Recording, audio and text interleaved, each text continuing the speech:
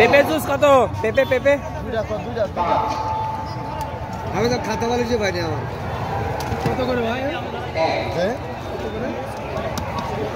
এগুলা 30 টাকা, এটা 20 টাকা। পানি টানি কিছু দিতাম না, লবণ দেবো? হ্যাঁ তা দেন।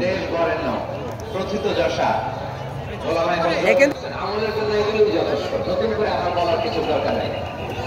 নতুন কথা নতুন করে উপস্থাপনের মতো বলার মতো আমার কাছে কিছু নাইও। যা বলা 1000 বছর আগে আল্লাহ তাআলা হ্যাঁ, এটা 30 টাকা, এটা 20 টাকা। যতই করি ততই শেখা যায়।